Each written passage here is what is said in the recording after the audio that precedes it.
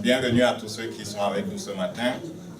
Le Seigneur vous bénisse alors que vous allez, alors que vous passez par chez nous, quoi. Le Seigneur vous bénisse. Thème d'annonce, jeudi, il y a étude biblique ou prière, c'est à 18h30.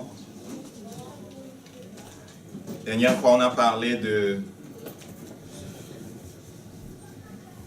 la conscience du péché à partir de Luc 15, la parabole du fils prodigue, et on a vu, essayer de comprendre pourquoi nous, en tant que chrétiens, on avait des problèmes à nous approcher avec confiance de Dieu, bien qu'on comprend ou on sait qu'il nous a rachetés.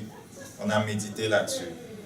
Et on s'est encouragé justement à travailler, à marcher sans être bloqué par la conscience ou du péché ou de nos lacunes au niveau de la chair, parce que nous sommes des esprits et qu'on a été recréés par lui. Donc c'est un travail de tous les jours pour vraiment travailler à être conscient de ce que tu as fait dans ta vie par Jésus-Christ. L'image que je montre représente le camp d'Israël anciennement quand Moïse les avait sortis de l'Égypte. Et que Dieu lui avait demandé de construire un tabernacle, en fait, un lieu de culte dans lequel les prêtres devaient lui faire ministère, apporter les sangs des boucs. Et lorsqu'ils avaient fini de construire selon les recommandations que l'Éternel avait données, la gloire de Dieu est descendue sur ce tabernacle-là. Et dans la partie la plus pure, le lieu très saint, le feu de Dieu était comme ça de nuit, et pendant la journée, c'était une nuée. Le feu de Dieu était comme ça sur le lieu très saint pendant la nuit, et pendant la journée, c'était plutôt une nuée. Et pendant qu'ils voyageaient, pendant qu'ils devaient se déplacer, la nuée se levait, et tous ceux qui avaient la responsabilité de dresser de dresser la maison, en tout cas de dresser le tabernacle, de ranger les affaires. Et toutes les tribus qui étaient aux alentours partaient leurs choses et puis recommençaient à partir. Et la nuée marchait devant eux et ils suivaient la nuée. Ils étaient conduits par Dieu lui-même qui habitait au milieu d'eux. Ce qui est extraordinaire, c'est que ce Dieu-là qui les a conduits de cette façon-là veut habiter en nous et habite dans le chrétien par le Saint-Esprit. Donc ce que tu vois là, c'est la réalité dans l'esprit de celui qui est avec Jésus-Christ. Celui qui a le Saint-Esprit a ainsi le feu de Dieu sur lui. Amen. Et ce qui est intéressant à propos de ce lieu de culte là, c'est qu'ils entraient avec du sang pour adorer Dieu. Ils pénétraient avec du sang. Je vais peut-être changer de micro, c'est ça? Ils pénétraient avec le sang et personne ne pouvait pénétrer sans le sang. Un jour, un homme a eu une vision.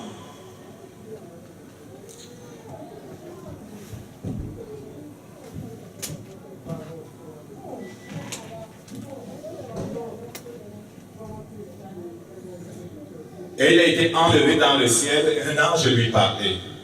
Un ange lui a dit que si tu fais cas du sang de Jésus-Christ, le sang de Jésus-Christ va faire cas de toi. Je suis en train de traduire de l'anglais. On laisse des plumes quand on traduit de l'anglais au français. En fait, l'ange disait, if you make much of the blood of Jesus Christ, the blood of the Lamb will make much of you. If you make much of the blood of the blood of the Lamb will make much of you. C'est-à-dire, si tu exaltes, si tu mets en haut, si tu valorises le sang de l'agneau, le sang de l'agneau va te mettre au-delà de tout, va te mettre dans ce qui est à toi, va t'élever, va te valoriser. Et le titre de la prédication de ce matin, c'est « Exalte le sang de Jésus-Christ ». Exalte le sang de Jésus-Christ. Père, nous avons besoin de toi. Tu es le Dieu qui a dit Invoque-moi, je te répondrai. Je te montrerai de grandes choses, de choses cachées que tu ne connais pas. Père, nous t'invoquons ce matin et nous prions que tu nous montres ces choses cachées que nous ne connaissons pas à propos du sang de l'agneau. Merci pour la révélation du sang. Merci parce que nos vies sont changées à cause de cette révélation. Amen. Amen. L'objectif, c'est d'aller plus loin dans la compréhension de ce que dit Dieu au sujet du sang de Jésus-Christ. L'objectif aussi, c'est de nous encourager à mettre en pratique la révélation reçue à propos du sang de Jésus-Christ. L'objectif, c'est de nous encourager à partager autour de nous, une fois qu'on aura mis en pratique et trouvé que la parole de Dieu est la vérité. La parole de Dieu dit, et je pense que c'est la vérité, dans Osée au chapitre 4, au verset 6, « Mon peuple est détruit parce qu'il manque de connaissance. Puisque tu as rejeté la connaissance, je te rejetterai. Et tu seras dépouillé de mon sacerdoce, puisque tu as oublié la loi de ton Dieu, j'oublierai aussi tes enfants. » Regarde bien ce que dit le Saint-Esprit dans Osée.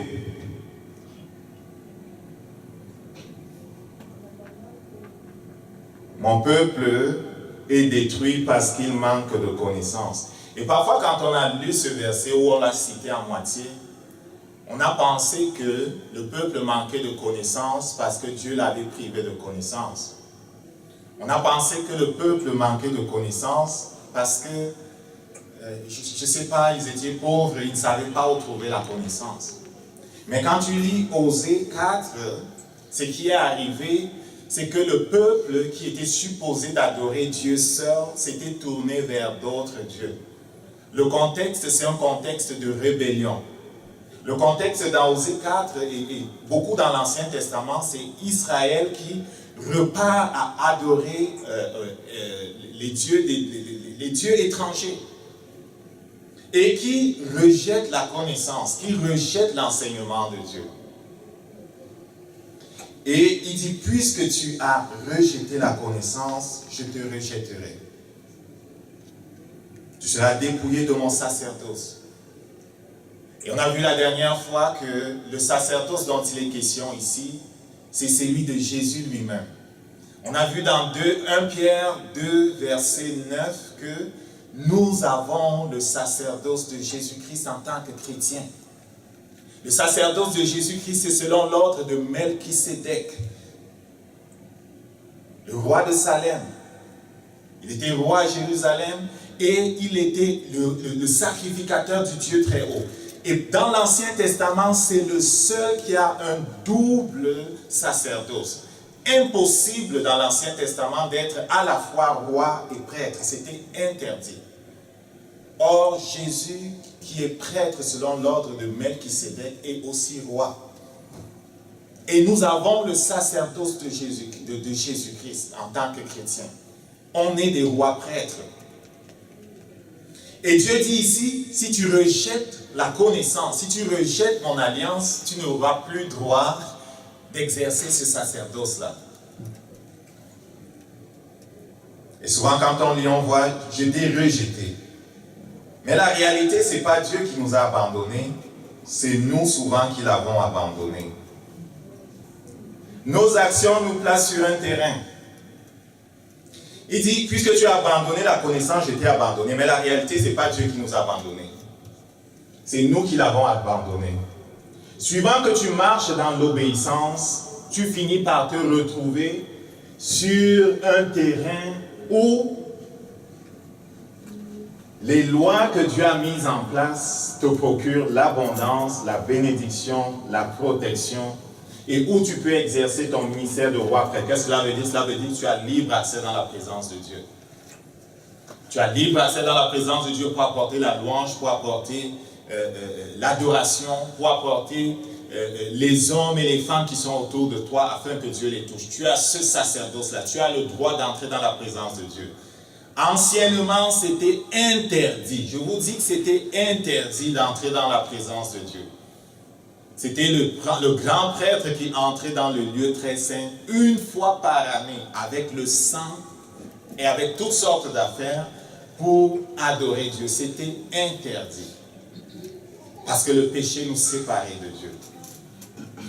Donc, je veux faire une précision. Quand il dit « je te rejetterai », en fait, c'est nous qui nous éloignons de Dieu par nos actions. Suivant que tu obéis, tu vas te retrouver sur le terrain de l'abondance. Suivant que tu désobéis et es dans la rébellion, tu vas te retrouver sur le terrain du manque, de la malédiction. Tu n'auras pas de protection. Satan fera de toi un esclave. Et j'aime dire qu'il n'y a pas de milieu. Et c'est la vérité. Si Jésus-Christ n'est pas celui qui règne, c'est Satan qui règne. Full stop.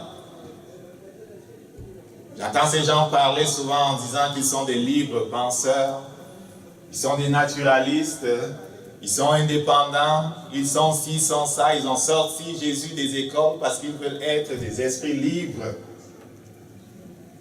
Il n'y a aucun esprit libre sur la terre. Il n'y a aucun esprit libre dans l'univers.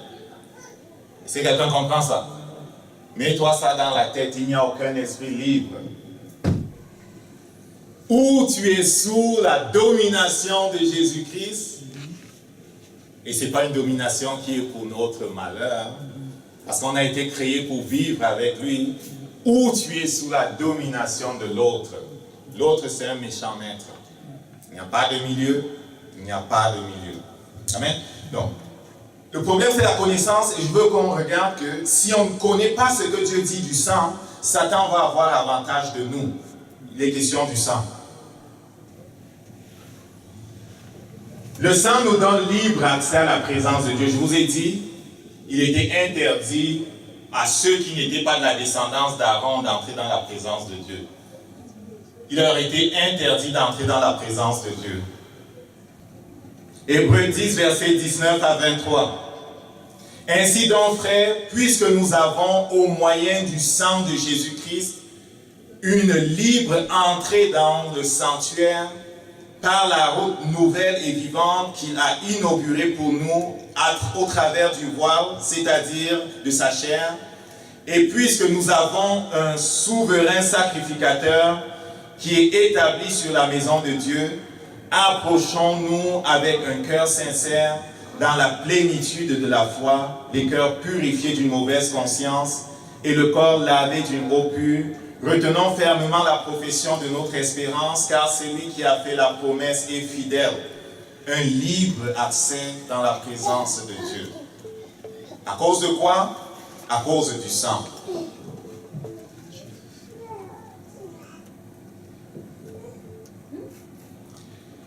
Même si tu marches et que parfois il t'arrive de tomber, parfois il m'arrivait de tomber, quand je n'avais pas la connaissance de ces choses-ci, le soir quand il fallait que je prie, je n'étais pas à l'aise. Je n'étais vraiment pas à l'aise. J'avais même le goût de coucher et de m'endormir sans prier. J'étais exactement comme Adam et Ève étaient lorsqu'ils sont tombés. Ils se cachaient de Dieu. Ils avaient honte de Dieu. Ils se sentaient mal à l'aise dans sa présence. Mais lorsqu'il m'a donné la révélation que le sang de Jésus-Christ a ouvert la porte pour entrer dans la présence de Dieu, justement lorsque tu tombes, tu as vraiment besoin du sang. Maintenant, j'invoque le sang chaque fois que je sens que le Saint-Esprit me dit « Tu as manqué le but ». Je peux être en train d'échanger avec quelqu'un et dans mes paroles, je le blesse. Le Saint-Esprit va me dire, tu as manqué le but, je vais demander pardon tout de suite. Et à la personne, et je vais demander pardon tout de suite à Jésus-Christ. Je n'ai plus peur, je n'attends plus, je sais qu'il veut m'accueillir. Et j'entre librement dans sa présence. C'est quelque chose que tu dois apprendre à faire, c'est quelque chose que tu dois savoir. Et le libre accès que tu as, c'est à cause de Jésus, ce n'est pas à cause de ce que tu fais. Mais comme on a vu avec le dessin de tout à l'heure, ce que tu fais peut t'éloigner de lui. Ce que tu fais peut te rapprocher de lui. Ce que tu fais peut faire en sorte que tu collabores avec lui ou bien que tu t'opposes à lui. Il a besoin de notre collaboration. Mais la bonne nouvelle, c'est qu'avant même que tu décides de collaborer, il a déjà planifié de t'utiliser et de faire avec toi ce qu'il a voulu. On a souvent parlé du livre de destinée. Et en priant pour Shiloh ce matin, on parlait de ce que Dieu a rêvé pour elle, de ce que la parole de Dieu irait devant elle pour ouvrir le chemin. C'est la vérité. Nous les hommes, quand nous bâtissons les maisons, nous faisons des plans. Comment Dieu ne ferait-il pas de plans clairs lorsqu'il veut bâtir une vie comme la tienne, une maison comme la tienne? Non, il y a un plan clair. Et j'aime beaucoup parler des visions et des rencontres que les gens ont avec Jésus-Christ. Quand ça ne contredit pas la Bible, j'aime en parler. Quelqu'un a été enlevé dans le ciel et il voit des anges qui sont en train de s'affairer dans une salle au ciel où il y a plein de livres sur plein d'étagères. Il se rend compte que, en fait, ce sont les plans de Dieu pour la vie des gens. Et les anges regardent ce que Dieu a écrit à propos d'un tel et ils travaillent avec le Saint-Esprit pour créer les conditions de ce que Dieu a planifié. Est-ce que ça s'harmonise avec la parole de Dieu? Oui, dans le psaume 139, si tu lis à partir du verset 14 en descendant, tu vas voir que David a quelque part, c'est pas sur le verset 16, dit que avant que chaque jour de ma vie sont dans ton livre, avant qu'aucun d'eux ne commence. Je paraphrase, peut-être mal. Mais clairement, il dit que chacun des jours que je vais vivre sur la terre sont déjà écrits dans ton livre. Est-ce qu'on comprend ça? Donc ce Dieu-là nous aime et ce Dieu-là veut accomplir son plan. Quel que soit ce qui se passe, tu peux revenir à lui parce qu'il veut accomplir son plan. Ne laisse pas Satan te scotcher dans le péché, te scotcher loin de Dieu. Le sang, justement, annule la condamnation. Hébreux 9, verset 22. Il dit, et presque tout, d'après la loi, est purifié avec le sang. Et sans effusion de sang, il n'y a pas pardon de péché. Je suis en train de citer une autre version. Mais ici, c'est la Bible du Semeur. La Bible du Semeur dit, presque tout, d'après la loi, est purifié avec le sang. Sans effusion de sang, il n'y a pas de pardon. Et quand tu regardes dans le Lévitique au chapitre 16, il est question de tout ce qui a été fait pour la purification du peuple, pour l'expiation, le grand jour de l'expiation. Une fois par année, le grand prêtre devait entrer avec le sang dans la présence de Dieu. Et il devait purifier, non pas seulement lui-même et toute sa famille, mais il devait faire la purification même pour le temple, il devait faire la purification même pour l'autel. Il faisait la purification d'un tas d'affaires avec le sang. C'est pour ça que le Saint-Esprit dit, tout est purifié avec le sang. Et il dit aussi, si le sang n'est pas versé, il ne peut pas avoir de pardon de péché. Pourquoi Dieu exige le sang? Parce que le Dieu qui a créé l'univers a édicté sa parole et toute violation de la parole de Dieu égale la mort, la séparation d'avec Dieu. Le salaire du péché, c'est le salaire du péché, c'est la mort. Satan s'est rébellé contre Dieu. La récolte, c'est la séparation d'avec Dieu. Il a été séparé de Dieu. Le Saint-Esprit l'a quitté. Il a été séparé de Dieu. Il a été jeté hors du ciel. En fait, son nom n'était pas Satan avant. C'était Lucifer. C'était un ange glorieux qui vivait dans la présence de Dieu, qui travaillait pour Dieu. Un archange puissant. Et qui avait sur lui une armée d'anges. Mais il s'est pris d'élever son trône au-dessus de Dieu. Il a voulu l'indépendance. Il a été chassé du ciel. Amen. Or Dieu dit, toute rébellion contre Dieu, toute révolte contre Dieu est punie de mort. Et ça ne va pas changer.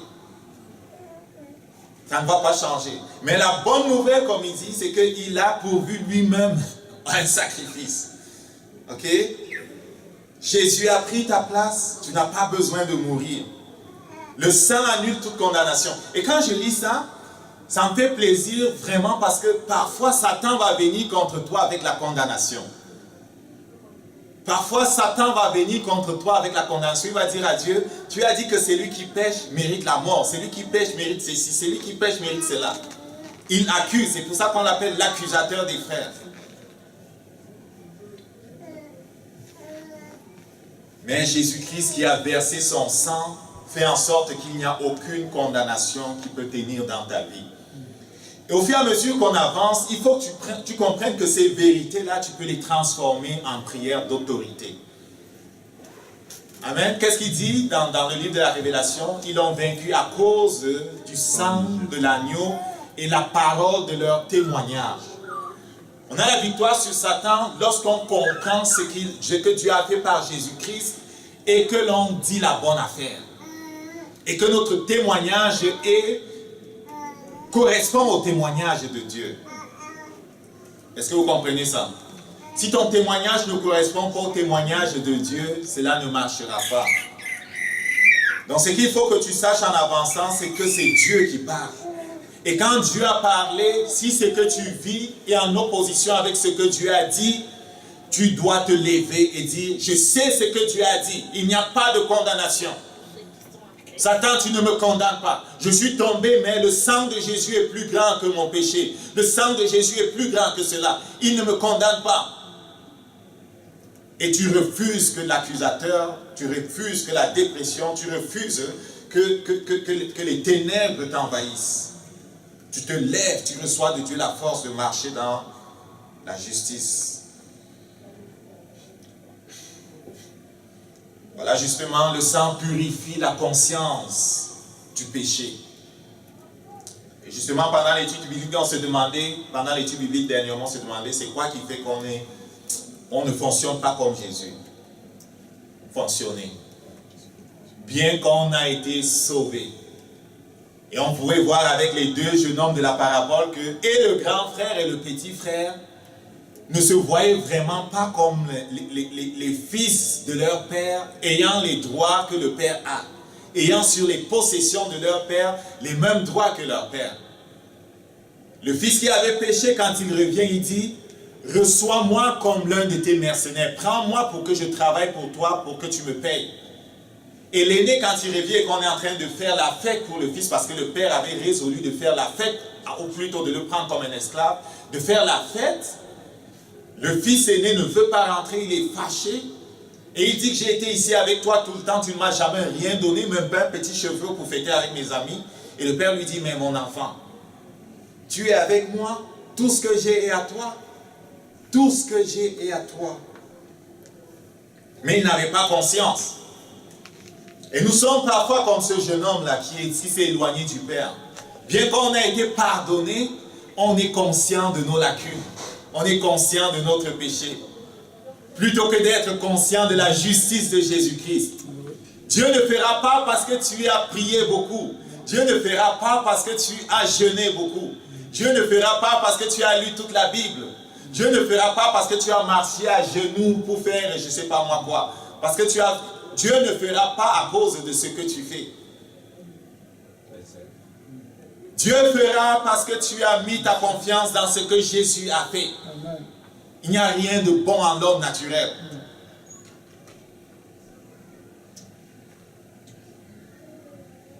Est-ce qu'on comprend ça? Il fera parce que tu as mis ta confiance en Dieu.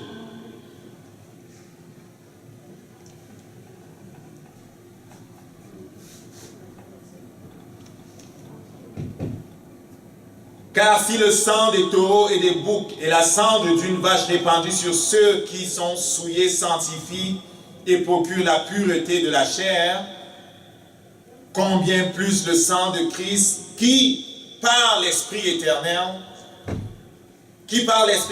s'est offert lui-même sans tache à Dieu, purifiera-t-il votre conscience des œuvres mortes afin que vous serviez le Dieu vivant. Si tu as de la misère, il faut que tu appliques le sang de Jésus sur ta conscience. Il faut qu'on apprenne à appliquer le sang de Jésus quand on prie. Il faut qu'on apprenne à plaider le sang de Jésus quand on prie. Souvent quand je vais prier, je vais dire, j'applique le sang de Jésus sur mon esprit. veut dire le sang de Jésus inonde mon âme. Parce que c'est dans notre âme qu'on a des problèmes. C'est dans notre âme qu'il y a des traumatismes. C'est dans notre âme qu'il y a des souvenirs. C'est dans notre subconscient qu'il y a des choses qui nous freinent. Et c'est à partir de ces portes dans notre âme que l'ennemi va passer pour nous enchaîner. Et je vais dire, le sang de Jésus-Christ pénètre mon âme. Le sang de Jésus-Christ me libère de ce que je ne vois pas. Le sang de Jésus-Christ entre et va même dans les prisons où Satan a tenu une dimension quelconque de mon être pour la libérer.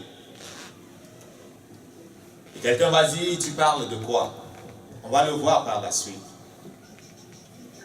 Il y a beaucoup qui sont même chrétiens, mais dont une dimension quelconque de leur vie, un aspect ou un autre a été emprisonné par Satan. Je ne parle pas de ceux qui ne sont pas chrétiens. C'est pire. Une madame qui raconte le témoignage de ce que le Saint-Esprit les avait envoyés à quelque part pour faire de la délivrance. Ils se sont retrouvés, ça se passe au Brésil. Au Brésil, oui, je sais plus c'est quoi la capitale. Anyway, ça se passe au Brésil, ils se retirent hors de la ville, ils se retrouvent comme dans un lieu où il y avait une sorte de grotte. Ça ressemble vraiment à ce que Jésus-Christ avait délivré quelqu'un là dans une grotte qui était complètement démonisée. Et ils trouvent là-bas un jeune homme qui était complètement démonisé. Complètement démonisé. Et les gens se servaient de lui pour faire la magie noire. Tellement il était rendu un channel pour faire de la magie noire qu'il était complètement démonisé. Mais il se trouve que c'était le fils d'un ministre de Dieu. Et il a envoyé ces gens-là pour faire sa délivrance. Lorsqu'ils arrivent sur place, le Saint-Esprit leur donne des instructions. Et il ouvre leurs yeux. Et avec leurs yeux spirituels, avec la vision qu'ils ont, ils commencent à pénétrer le monde des ténèbres. Ils pénètrent le monde des ténèbres et ils trouvent ce jeune garçon-là dans des prisons, dans le monde des ténèbres, enchaîné, en train d'être matraqué par les esprits démoniaques. Il y a des gens que tu vois dans le naturel, ils sont bloqués par toutes sortes de choses, même des maladies à l'extrémité. Si tu vois juste dans le naturel, tu ne vas pas comprendre ces choses-là. Et le Saint-Esprit les a conduits et ils sont allés dans ces lieux avec le Saint-Esprit. Et même les anges qui les accompagnaient, ils ont pu délivrer ce jeune homme-là.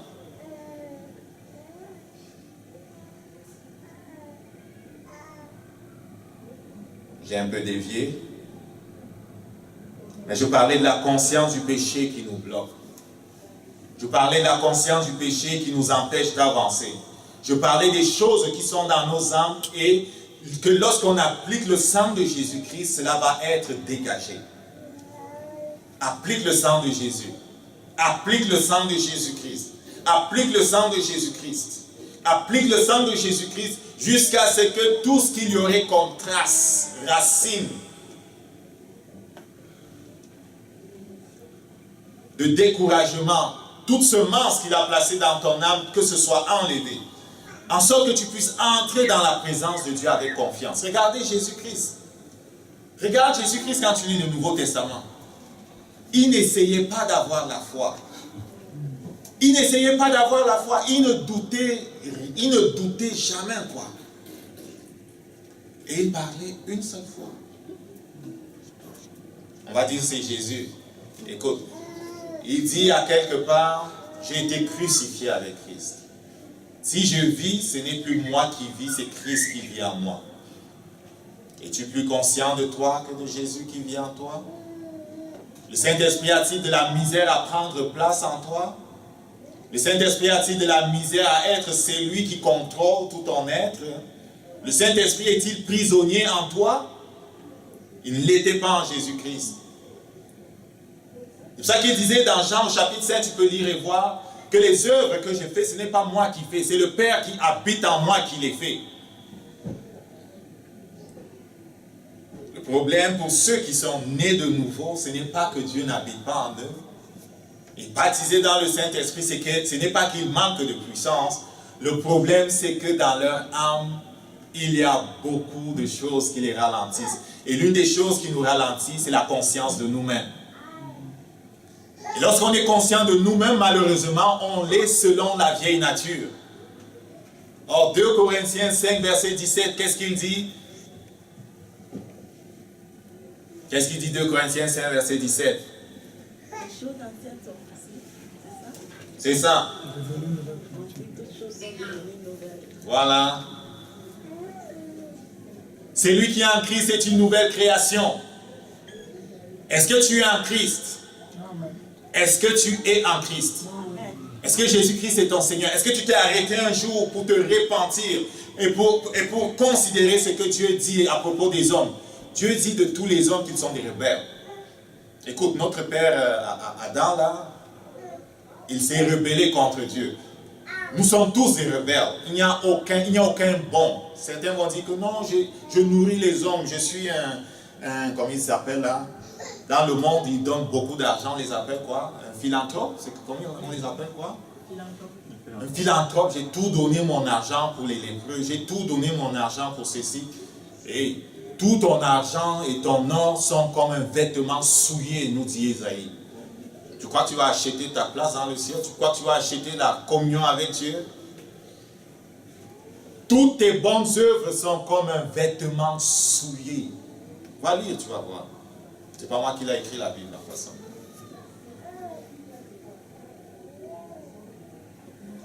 Or, il dit, celui qui est en Christ, celui qui a fait la démarche, celui qui a permis au Saint-Esprit de l'enfanter en Jésus-Christ, de faire de lui l'enfant de Dieu, c'est une nouvelle créature. Dans Jean 1, il dit, ils sont nés non pas du sang ni de la volonté de la chair, n'est-ce pas? Au verset 13, mais de Dieu. Ils sont nés de Dieu. S'ils sont nés de Dieu, ils sont une nouvelle création.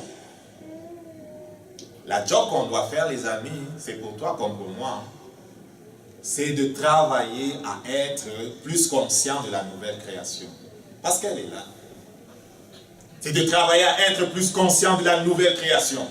Et le sang de Jésus-Christ, je pense, va nous aider à enlever de nos cœurs la conscience du péché. À enlever de nos cœurs ce que Satan a planté. À enlever de nos cœurs et enlever de notre conscience nous-mêmes dans le naturel. Et on va se voir tel que Dieu nous voit. Et j'aime les visions, les amis. Une des prières que j'ai fait, c'est que Dieu me donne d'entrer dans sa présence et de visiter le ciel. Un jour, je croyais même que c'était arrivé. J'étais sur mon lit, je dormais. Et c'était en couleur, la vision que j'ai eue. Je vois comment je me lève de mon lit. Pas avec les pieds là, je volais, je ne touchais pas le sol. Tu débarques du lit, je sors par la chambre, je dis, ah, le jour est arrivé, le grand jour est arrivé. Je sors de ma chambre, je traverse mon couloir, ah, le grand jour est arrivé. Je sors par le plafond, ouf, je suis sur le toit, ah, ils vont m'emmener maintenant. Ah, ça s'est arrêté. Oh. L'une des prières que j'ai fait, c'est d'être amené dans le ciel. Il a dit, demandez. Je demande, amène-moi dans le ciel. Tu as amené Paul, non? Tu as amené ceci, non? Je lis plein de témoignages, je les amène dans le ciel. Amène-moi, je veux voir. Parce que je me rends compte que ceux qui ont rencontré Jésus face à face, la conscience d'eux-mêmes a été détruite. Tu comprends? La conscience d'eux-mêmes a été détruite. Ils ne voient plus eux-mêmes, ils voient que Dieu voit.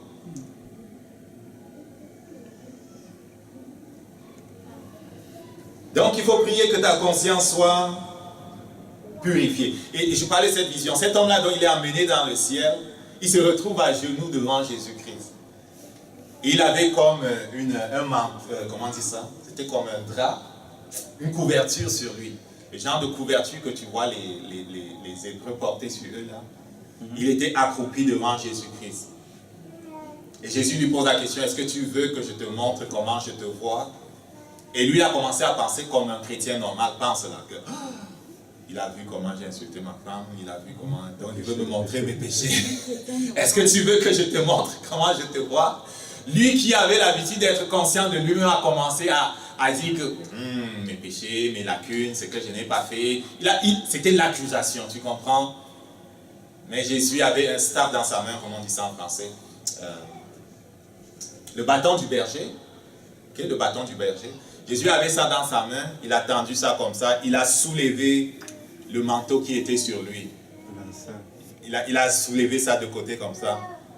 Et plutôt que de voir les péchés et les accusations que Satan nous trouble souvent avec là, il a vu l'armure d'un soldat en or de la tête aux pieds, avec un casque en or, complètement en or. La gloire de Dieu sur lui. Veux-tu que tu veux que je te montre comment je te vois? À la place du péché, de la conscience de ses faiblesses, il voyait comment Dieu le voyait. Dieu le voyait comment? Dieu le voyait en Jésus-Christ. Jésus le voyait comme un roi prêtre. Jésus le voyait saint. Jésus le voyait à travers la justice de Dieu. Jésus le voyait à travers ce qu'il avait fait. Le sang de Jésus va purifier ta conscience de la conscience de toi-même. Va purifier ton âme de la conscience de toi-même. Et il faut que tu l'appliques à chaque jour. En passant, le sang de Jésus est vivant, mon ami. Et pendant que tu l'appliques, crois ce que tu dis. Souvent, on a prié, on ne croit pas ce qu'on dit. Écoute, là, je vous dis que moi, j'aime les images. Quand je parle, je vois ce que je dis. Je vois ce que je dis. Tu vois où? Je vois dans mon imagination sanctifiée ce que je dis. Les mots véhiculent des images. Quand je dis une voiture, tu vois la voiture dans ton imagination, non? Elle est bleue. Tu vois bleu, n'est-ce pas? Une table, tu vois la table, non? Je peux te décrire une scène, tu la vois dans ton imagination parce que Dieu nous a créés comme lui, on est créatif. Notre imagination, lorsqu'elle est sanctifiée, peut voir des choses, peut voir le monde spirituel. Et de fait, c'est une aide pour nous pour percevoir le monde spirituel. Et quand je prie en appliquant le sang et que je dis, j'applique le sang de Jésus sur mon esprit, je vois mon esprit revêtu. Vraiment, je vois le sang de Jésus couler sur mon esprit. Et quand je dis, je suis revêtu d'autorité, de puissance, je le vois dans mon esprit. Et je crois ce que je dis. La job pour nous, c'est arracher la conscience de nous-mêmes, arracher la conscience de nos faiblesses et laisser cette parole qui dit celui qui est en Christ est une nouvelle création, les choses anciennes sont passées, toutes choses sont devenues nouvelles. Laissez cette parole-là nous dominer. C'est pour ça qu'il dit que ce livre de la loi ne s'éloigne pas de ta bouche, médite-la jour et nuit. Quand tu la médites, quand tu campes et qu'elle rentre dans ton cœur, elle finit par te dominer. Elle finit par être ta destination. Le sang de Jésus ouvre la porte à l'action du Père. Hébreux 13, versets 20 à 21, toujours dans la Bible du Semeur.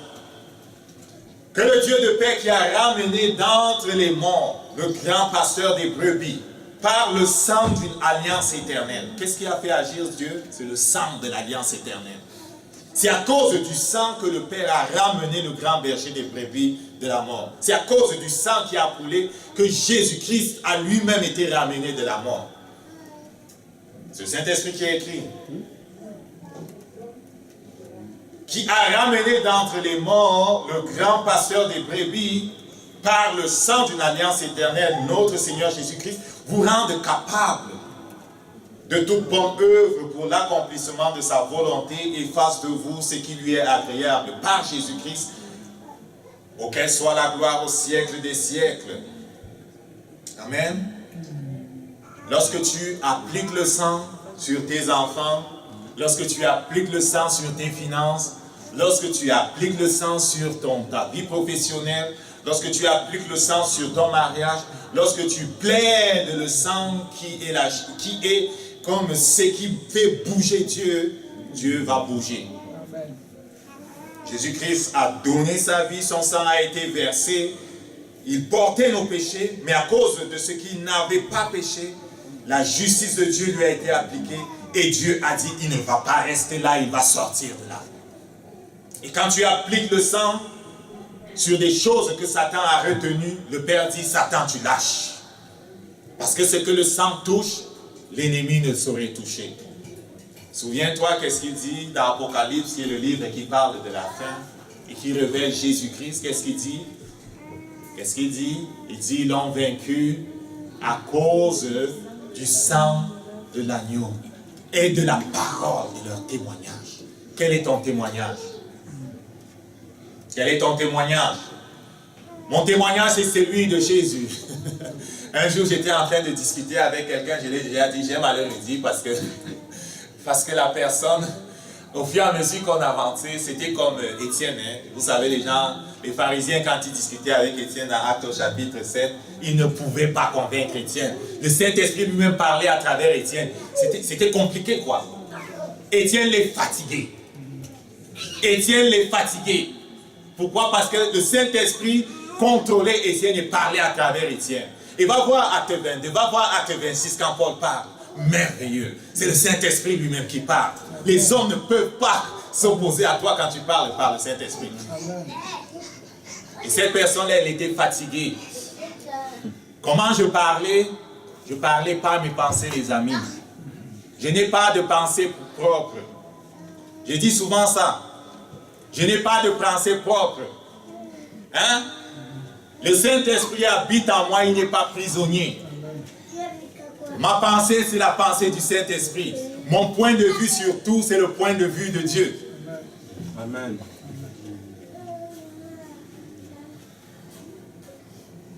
Qu'ils me tendent leur micro un jour pour me demander ce que je pense de la Gay Pride ou bien de toutes leurs affaires.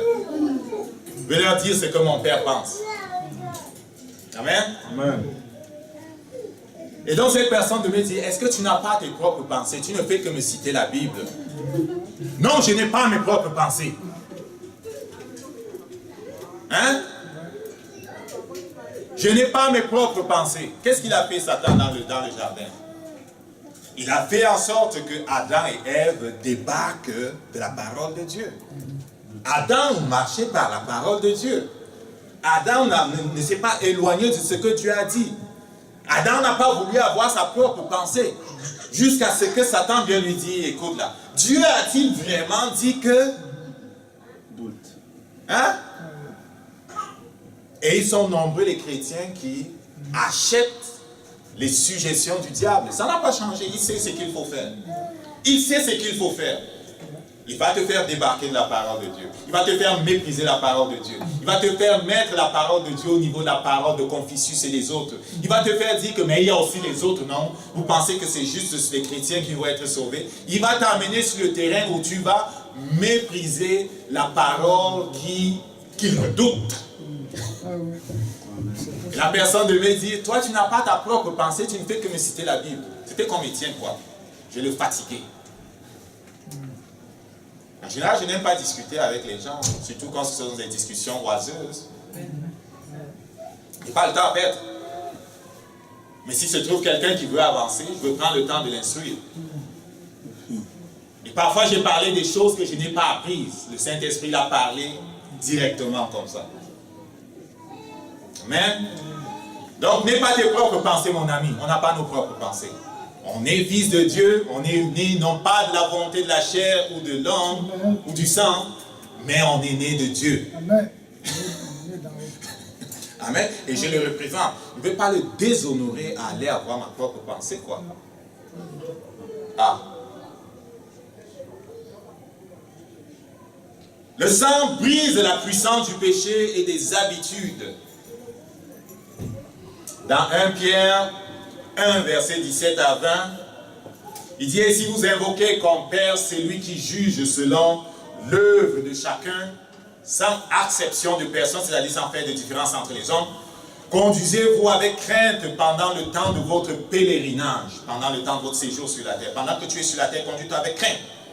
Sachant que ce n'est pas par des choses périssables, par l'or ou l'argent que vous avez été racheté de la vaine manière de vivre que vous avez hérité de vos pères, mais par le sang précieux de Christ, comme d'un agneau sans défaut et sans tache, prédestiné avant la fondation du monde et manifesté à la fin des temps à cause de vous. Donc, qu'est-ce qu'il dit? J'ai souligné, rachète de notre vaine manière de vivre.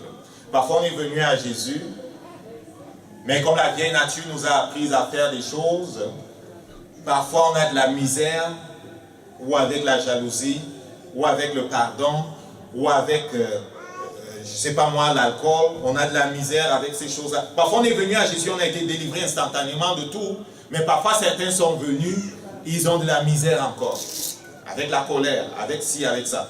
Amen. Si tu brandis le sang de Jésus, si tu appliques le sang de Jésus sur tes faiblesses, ce que Satan a planté en toi va être détruit. Je t'ai dit, cela va être détruit. Donne la victoire dans l'épreuve. Apocalypse 7, verset 14. Jean se trouve dans le ciel, il voit une grande foule et un vieillard de lui demander qui sont ceux-ci. On est au chapitre 7. Au verset 14, il dit, Seigneur, tu le sais. Et le monsieur de répondre, ce sont ceux qui viennent de la grande tribulation. Certaines versions vont dire la grande épreuve. Il dit, ils ont lavé leurs robes et ils les ont blanchis dans le sang de l'agneau.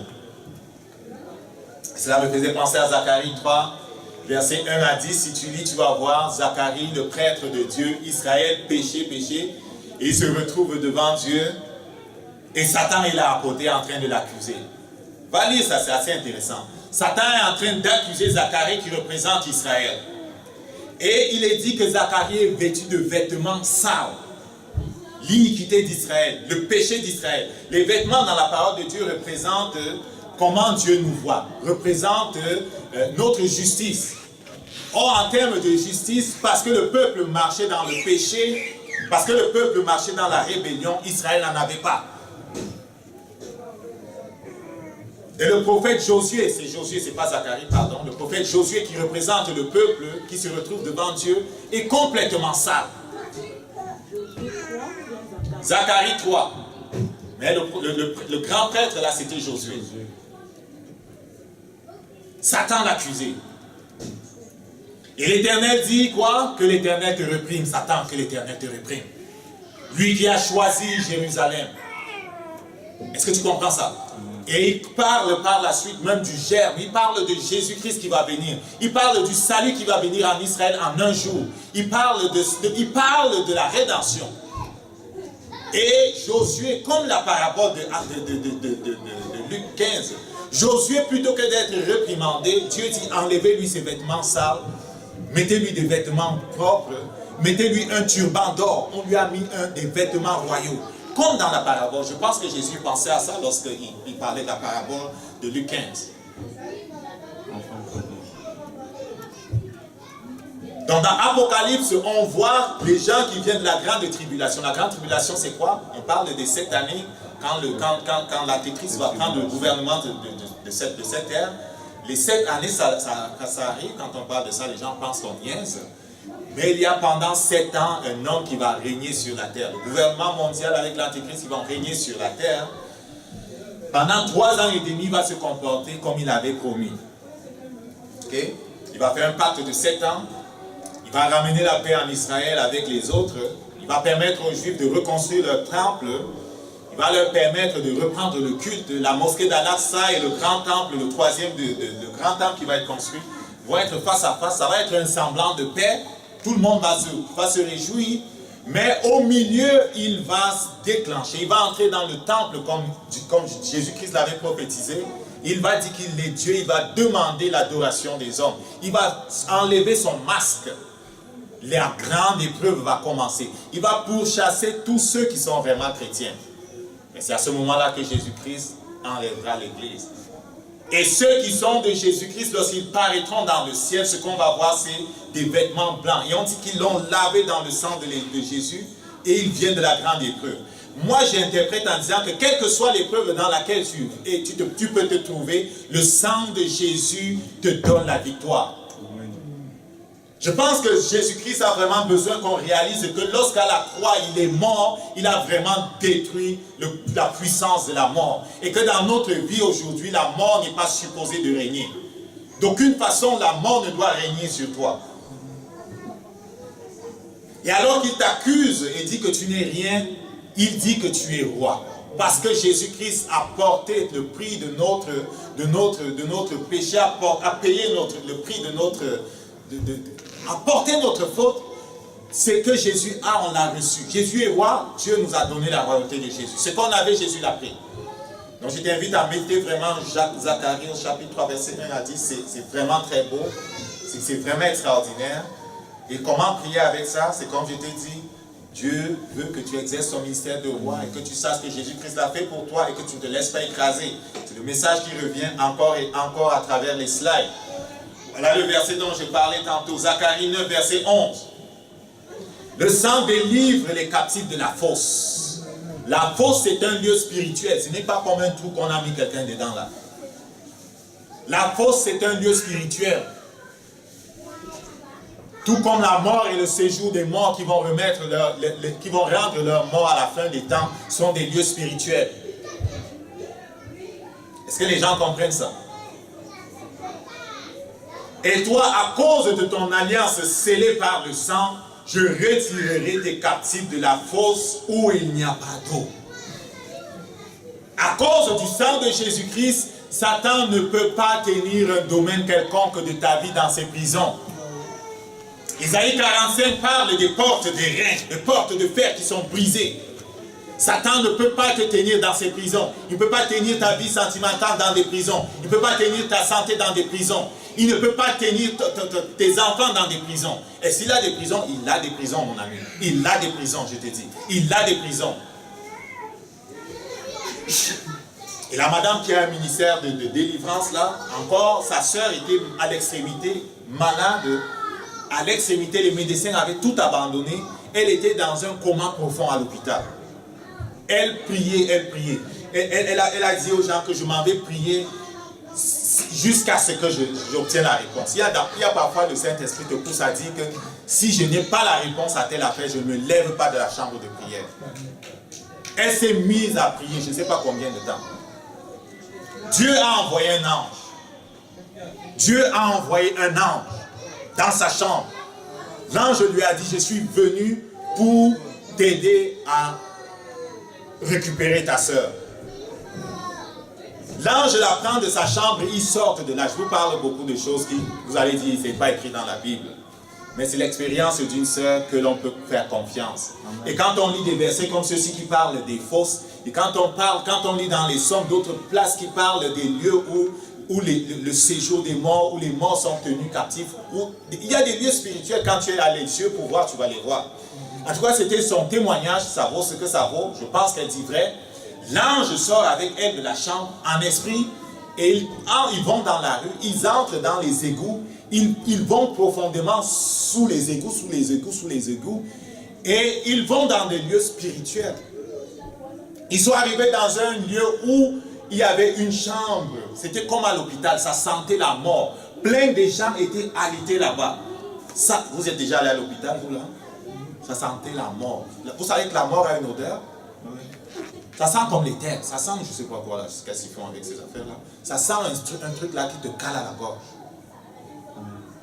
Ça sent comme l'hôpital si tu veux là. Ils sont pleins là-bas, les esprits de mort. Ça sent comme l'hôpital. Alors ils arrivent dans ce lieu spirituel et elle voit comme à l'hôpital. Elle voit sa soeur sur un lit comme à l'hôpital, le même lit de l'hôpital. Et les démons sont autour d'elle en train de dire que tu vas mourir. En train de dire que ton règne vienne. Le règne de leur Dieu, le règne de Satan. L'ange et elle pénètrent dans ce lieu-là. La porte s'est ouverte. Les démons se reculent quand elles avancent avec les anges. Elle vient trouver sa soeur exactement dans le même lit qu'à l'hôpital. Et je ne sais pas ce que l'ange encore a fait. Ils ont chassé les démons qui étaient là. Ils ont récupéré sa soeur. Ils l'ont portée là-bas. Ils ont brisé les chaînes. Ils sont sortis avec elle. Pour faire une histoire courte, elle se retrouve dans sa chambre de prière. Et l'ange de lui dit, maintenant tu vas aller à l'hôpital où se trouve ta soeur. Et tu vas lui remettre son âme que le diable avait maintenue prisonnier dans ce lieu-là. Elle va revenir à la vie. À l'hôpital, les médecins ne savaient plus quoi faire. Elle était dans un coma profond. Elle s'en va donc à l'hôpital et elle, un peu comme les autres, ce que Dieu te donne là, elle a prié pour remettre ce que Satan avait pris. Sa sœur s'est levée. Amen. À cause de mon alliance scellée par le sang, je retirerai tes captifs de la fosse. Quel est le domaine de ta vie que Satan, qui n'avance pas bien? Ça se peut que c'est prisonnier. Il peut enfermer tes finances. Hein? On comprend ça. Souvent, on a dit en Afrique qu'on a fermé le mari ici dans la bouteille. On l'a fermé dans la bouteille. Sa femme dit ça, il fait. Sa femme dit ça, il fait. Sa femme, on l'a fermé. Et de fait, il y en a qu'on a fermé dans la bouteille. On leur a donné, c'est quoi ils appellent le tobassi. On l'a fermé dans la bouteille. Ils savent le faire dans le monde spirituel, fermer les gens dans la bouteille. C'est une façon de parler. Amen. Donc, si tu vois qu'il y a un domaine de ta vie qui n'avance pas comme il faut prier le sang. Il faut briser les chaînes. Il faut prier le sang. Ne reste pas là, dis que si Dieu veut, il va le faire. Si Dieu veut, il ne va pas le faire. Écoute là, quand tu as lu ça, tu as compris que quoi? Et quand il dit que je t'ai donné l'autorité de marcher les serpents et les scorpions, c'est que quoi? C'est que lui, lui, il est en toi, il veut le faire. Mais ouvre ta bouche, mets-toi en accord avec lui et parle. Mets-toi en accord avec lui et parle.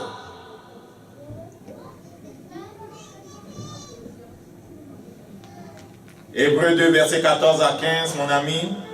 Ainsi donc, puisque les enfants participent au sang et à la chair, on est des hommes, là, on est des descendants d'Adam.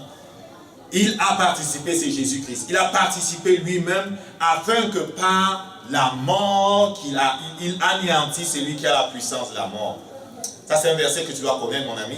Parce que quand tu le déclares à Satan et aux autres qui le servent, il ne reste pas en place. Ok? Il a anéanti celui qui a la puissance de la mort, le diable, et délivre tous ceux qui par la crainte de la mort étaient toute leur vie retenus dans la servitude, ou dans les prisons du diable, ou dans les prisons du diable. Mais la liberté est venue pour qui croit.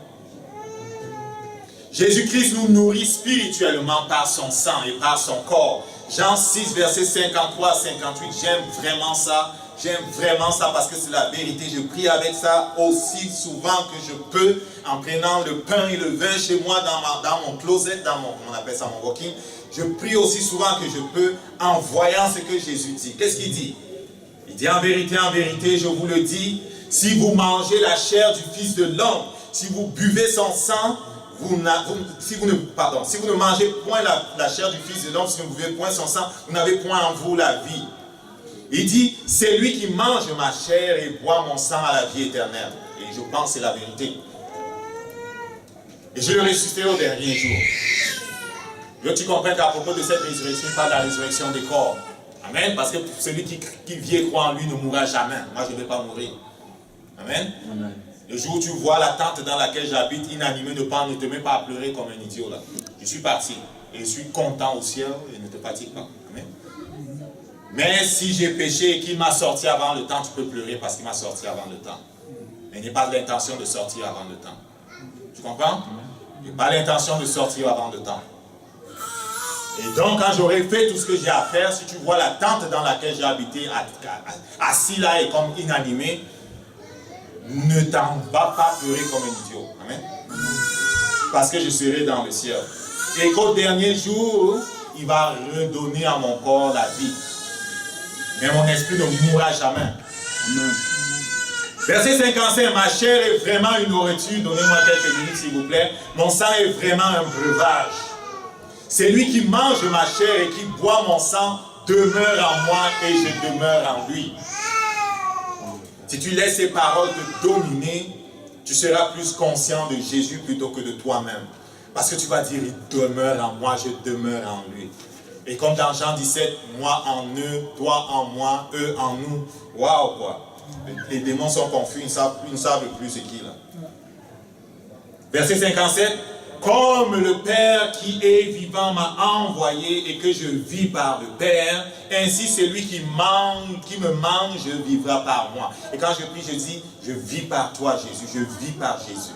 Je vis de la vie de Jésus. La vie de Jésus inonde mon esprit. La vie de Jésus inonde mon âme et je le vois dans mon esprit et je crois. C'est ici le pain qui est descendu du ciel, il n'est pas il n'en est pas comme de vos pères qui ont mangé la manne et qui sont morts. Il dit, c'est lui qui mange ce pain vivra éternellement. Il en est de même du sang. C'est lui qui boit le sang et fortifié. Donc le sang nous nourrit spirituellement. S'il vous plaît, repassez à travers toutes ces vérités-là et laissez Jésus-Christ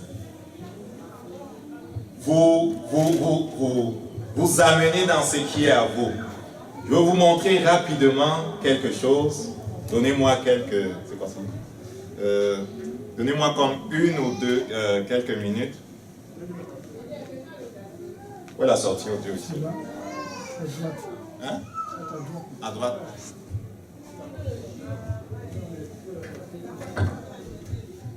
Quand on dit aux gens que le sang de Jésus est vivant, là, ils pensent qu'on y est.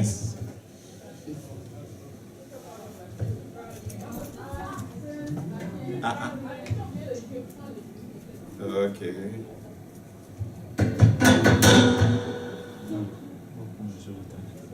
Hein?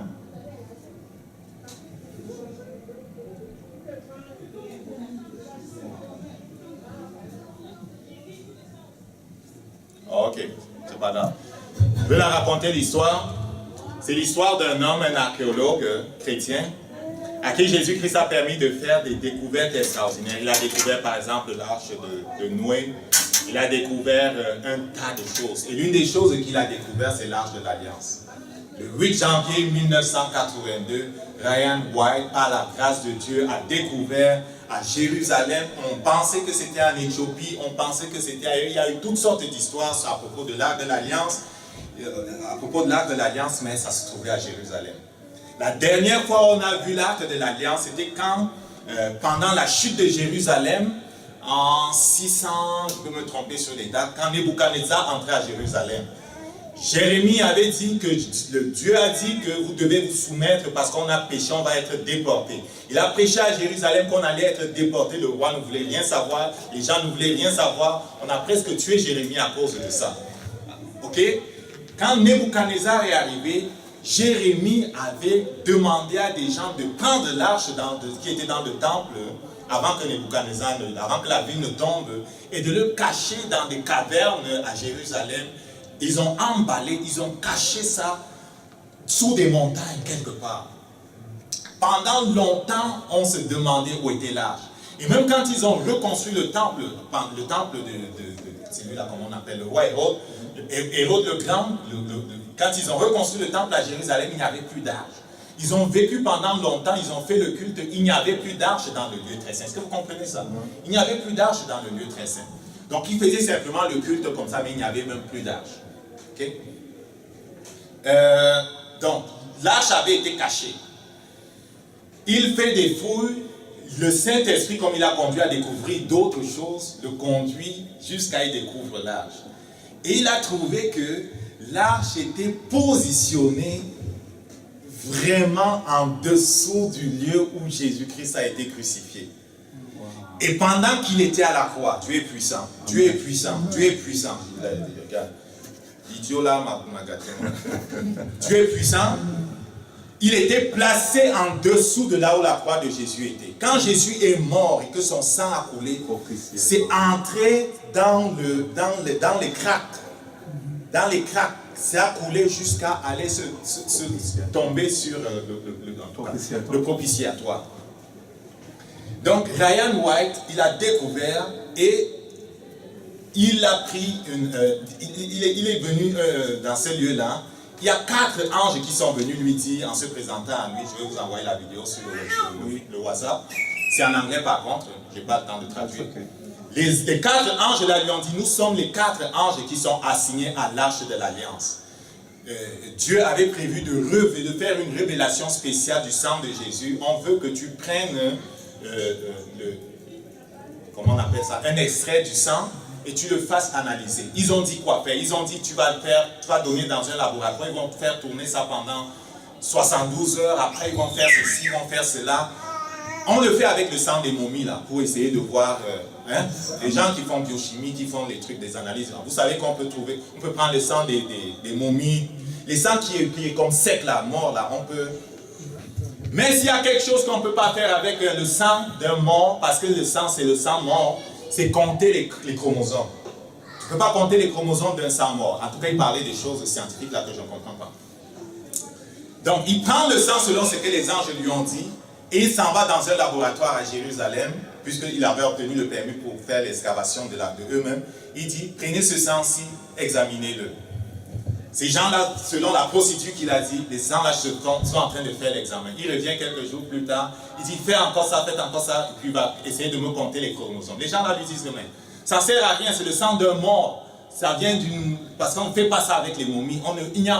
On ne sait pas compter les chromosomes d'un sang mort, parce que le sang mort, tu ne peux pas. Mais il dit, faites ce que je vous dis simplement. Ils ont fait, et il dit... le technicien en laboratoire là appelle son chef. Après l'autre appelle son chef. Après l'autre appelle son chef. Qu'est-ce qui se passe? C'est que les divisions cellulaires étaient en marche et qu'ils ont pu voir les chromosomes. Ils ont vu que ce sang-là était un sang humain, mais ça n'avait que 24 chromosomes. On a tous combien de chromosomes? 46. Ça avait 23 et un Y qui vient de l'homme. Donc, 23 chromosomes, c'est ce qui lui donne son humanité qui est venue de Marie. Et le Y, ça venait de Dieu lui-même. Et ces gens-là lui disent que mais le sang si est vivant, c'est impossible. Qu'est-ce qui se passe? C'est le sang de qui? C'est le sang de qui ça? Et en pleurant, il dit, c'est le sang de votre Messie. C'est le sang de votre Messie. Et ces gens-là, bien évidemment, ont été convertis et ont cru en Jésus-Christ. Le sang de Jésus est vivant. Les anges avaient demandé qu'il fasse ça pour que cette révélation soit... Parce que souvent les gens sont comme Thomas, ils disent que si je ne vois pas, si je ne mets pas ma main, si je ne fais pas ci, je ne fais pas ça, je ne vais pas croire. Dieu a fait comme cette ultime étape-là pour montrer à ceux qui ne croient pas que le sang de Jésus est vivant. Et oui, le sang de Jésus est vivant. C'est une terreur pour les démons. Le sang de Jésus est vivant pour t'amener dans ce qui est à toi. Le sang de Jésus est vivant pour aller chercher ce qui est à toi et faire ce qui convient. Amen. Je vais te poser la vidéo pour que tu regardes. Mais ce que je veux que tu regardes plus, c'est que tu te focuses sur ces versets de la parole en te servant de ta Bible d'étude pour repérer les autres versets, pour prier avec. On doit prier la parole. Parce qu'il dit, ils l'ont vaincu à cause du sang et la parole de leur témoignage. Je prie le sang à chaque jour, je te dis. Et je proclame le sang sur les enfants. Je proclame le sang sur mes finances. Je proclame le sang sur mes affaires. Pourquoi? Parce qu'on est en guerre, mes amis. Si tu penses que tu n'es pas en guerre, tu te trompes. Tu vas te retrouver dépouillé. Et le plan de Satan, il est simple. Il veut faire que tu ne connaisses pas Dieu. S'il échoue et que tu arrives à naître de nouveau, il va faire en sorte que bien que né de nouveau, tu n'impactes pas le monde selon ce que Dieu avait prévu. Or, j'ai décidé, à cause de ce que Dieu m'aime, de vivre le plan qu'il a rêvé pour moi. Amen. On va se lever debout. Une église de disciples, c'est la vision de l'église cette année. Le disciple, selon Jésus, fait ce que le maître fait. Il dit, tout disciple accomplit cela comme son maître. Et notre maître a la conscience de ce que Dieu habite en lui. Amen. Notre maître ne se laisse pas impressionner par le naturel. Notre maître croit ce que Dieu dit et avance avec confiance et foi. Notre maître veut changer ce monde pour Dieu. Il ne permet pas à Satan de continuer de régner. C'est ça qu'il est écrit à quelque part, le Fils de l'homme est venu pour détruire les œuvres du diable. Et si nous avons le ministère de notre maître, c'est ce que nous faisons. Nous apportons le règne de Dieu partout où nous allons. Premièrement dans notre vie, dans nos familles et dans ce monde où nous sommes, on apporte le règne de Dieu. Rends grâce à Dieu pour sa parole, rends grâce à Dieu pour le sang de Jésus. On peut lui parler parce que le sang a coulé déjà pour nous. Le sang a enlevé nos iniquités, on peut lui parler. Père, nous te rendons grâce pour le sang de Jésus. Nous te bénissons pour le sang vivant et puissant de Jésus. Nous appliquons le sang de Jésus sur nos vies. J'applique le sang de Jésus sur chaque famille de l'Église. Je déclare le sang de Jésus libère de la fosse toute personne qui se trouverait dans la fosse. Le sang de Jésus libère les finances de toute personne qui se trouverait dans la fosse. Le sang de Jésus libère la vie sentimentale de toute personne qui serait emprisonnée. La vie professionnelle, la santé. Le sang de Jésus libère la famille. Le sang de Jésus libère les enfants qui seraient emprisonnés. Père, nous te bénissons parce que tu es venu à notre secours. Tu nous as donné ta parole. Tu nous enseignes ta parole. Seigneur, nous chérissons ta parole. Nous ne faisons pas comme Israël qui autrefois s'est tourné vers d'autres dieux. Nous ne faisons pas comme Israël qui a rejeté ta parole, qui a méprisé ta parole, qui a négligé ta parole. Seigneur, nous prenons ta parole comme elle est la parole de Dieu et nous disons qu'elle gouverne nos vies. vies. Tu es Dieu dans nos vies. Nous t'aimons au nom de Jésus. Amen. Alléluia.